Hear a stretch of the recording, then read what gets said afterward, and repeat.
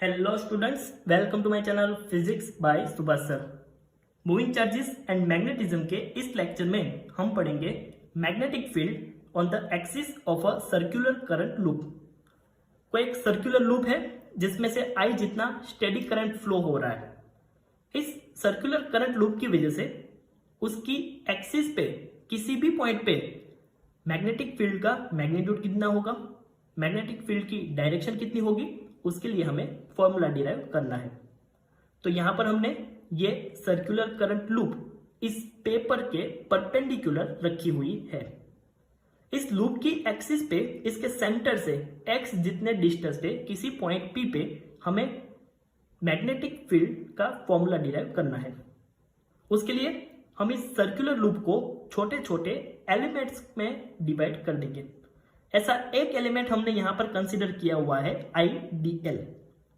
इस एलिमेंट का इस पॉइंट P से डिस्टेंस है r वेक्टर जितना।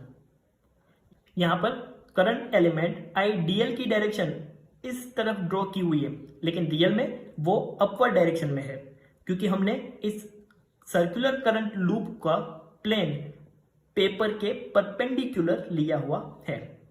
तो ये IDL अपवर्ड डायरेक्शन में, R उसके परपेंडिकुलर, तो IDL एंड R के बीच का एंगल हो जाएगा 90। अब IDL एंड R वेक्टर के बीच का एंगल 90 है, तो इसकी वजह से जो मैग्नेटिक फील्ड जनरेट होगी उसकी डायरेक्शन कौन सी होगी, तो उसके लिए हम यहां पर एक स्क्रू रखेंगे। उस स्क्रू को हम IDL से R की डायरेक्शन में घुमाएंगे। IDL से उसको R की डायरेक्शन में कुछ ऐसे घुमाएंगे तो वो स्क्रू ऐसे अपवर्ड डायरेक्शन में आगे बढ़ेगा। दैट मीन्स इसकी वजह से मैग्नेटिक फील्ड DB कुछ इस तरह से होगी। यहां पर ये जो हमने रेडियस ड्रॉ की हुई है वो R और पोजीशन वेक्टर R वेक्टर दोनों के बीच का एंगल हम फाई कंसीडर करें तो ये हो जाएगा 90, ये फाई, तो ये एंगल होगा π/2 माइनस फाई। फिर से रिजल्टेंट मैग्नेटिक फील्ड की direction IDL and R vector की डायरेक्शन से परपेंडिकुलर होगी। दैट मीन्स इन दोनों के बीच का एंगल 90 होगा। इस लाइन के ऊपर टोटल एंगल 180 होता है। So total 180 minus π/2 minus five minus ये π/2, तो ये एंगल हमें मिलेगा 5। ये DB वेक्टर है, यहां पर एंगल बना रहा है 5, तो DB वेक्टर के हम दो कंपोनेंट कंसिडर कर सकते हैं। पैरेलल कंपोनेंट हो जाएगा DB cos five and perpendicular component हो जाएगा DB sin फाइव।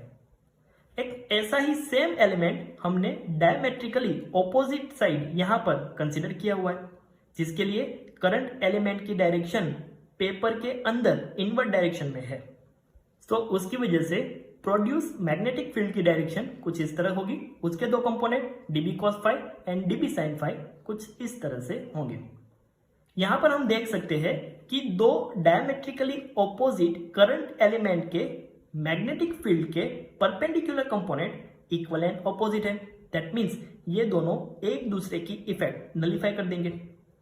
वैसे सेम कोई भी दो डायमेट्रिकली ऑपोजिट करंट एलिमेंट लेंगे, सभी के मैग्नेटिक फील्ड के perpendicular component always equal and opposite होंगे।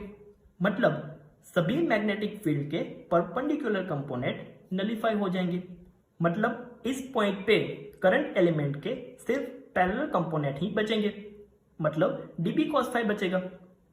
अगर किसी एक एलिमेंट की वजह से इस पॉइंट पे मैग्नेटिक फील्ड का मैग्नीट्यूड का फॉर्मूला लिखे तो फ्रॉम बायो-सावर्ट लॉ हम ऐसे लिख सकते हैं DB equal to μ0/4π IDL sin theta divide by r², जहां पे theta angle between current element IDL and position vector R vector है, जो यहां पर 90 है।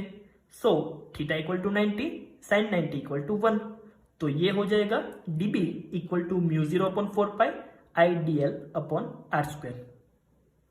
इस पॉइंट पे मैग्नेटिक फील्ड के सिर्फ पैरेलल कंपोनेंट ही है, मतलब DB cos फाइव ही है, इसलिए इसको हम ऐसा लिख सकते हैं DBX equal to DB cos five.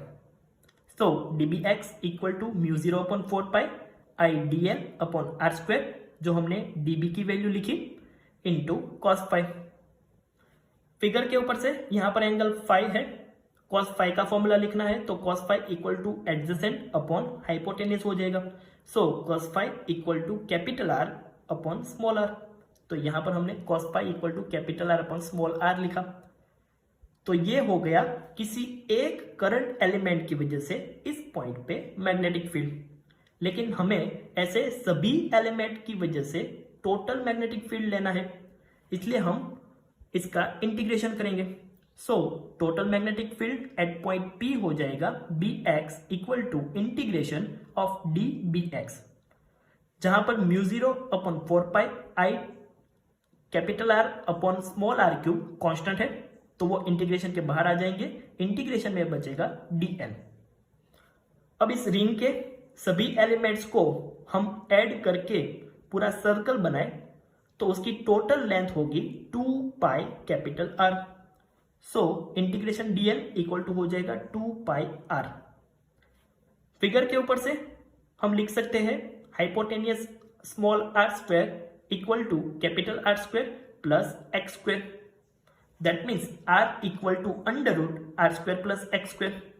उसका यूज हम यहां पर इस इक्वेशन में करें तो ये फॉर्मूला हो जाएगा bx equal to mu 0 I capital R square divide by 2 into R square plus x square raise to 3/2। अब इस सर्कुलर करंट लूप के नंबर ऑफ टर्न्स n है और इस लूप के सेंटर पे हमें मैग्नेटिक फील्ड फाइंड करना है, तो उसके लिए हम इस फॉर्मूला में x इक्वल टू 0 रख देंगे। तो ये फॉर्मूला हो जाएगा magnetic field at centre equal to mu 0 n, जो नंबर ऑफ टर्न्स है, into I divide by 2r।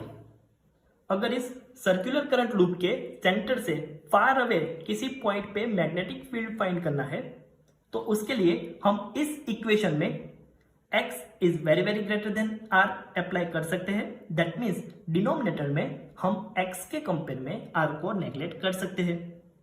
तो सेंटर से किसी दूर के पॉइंट पे मैग्नेटिक फील्ड का फॉर्मूला होगा bx equal to mu 0 ni r square divide by 2x cube for x very very greater than r।